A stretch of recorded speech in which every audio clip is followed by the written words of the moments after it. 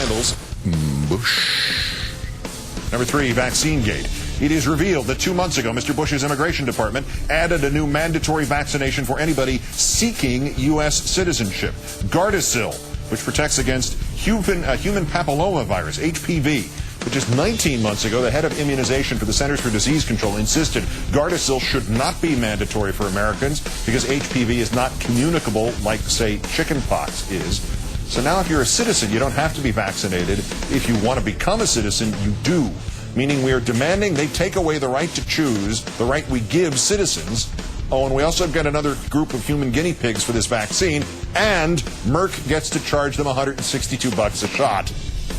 Number 2, passport gate. Remember this? That explosive night when it was revealed somebody had accessed Senator Obama's passport files inside the State Department. Then it was Obama and Clinton. Then it was Obama and Clinton and McCain.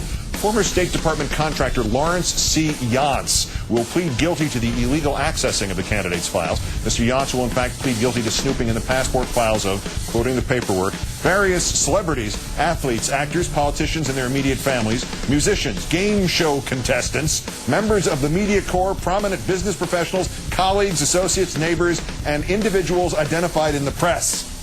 Fortunately, the problem ends with Mr. Yance. With Mr. Yance and the other government workers identified by investigators as having access to these files. The other 20,499 workers.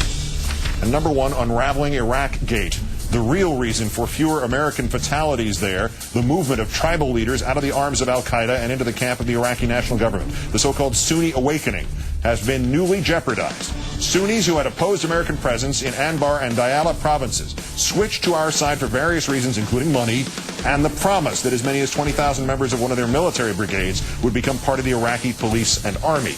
Instead, in Diyala province, the Iraqi police and army have started arresting members of that military brigade because of their actions before the awakening.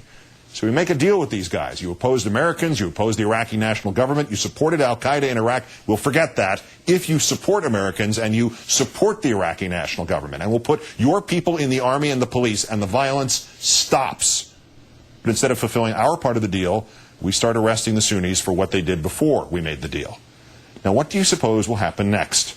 As Iraq's vice president puts it, if those groups and individuals are frustrated, they might change their minds, and instead of fighting al-Qaeda and terrorism, they will be back to offering them a safe haven.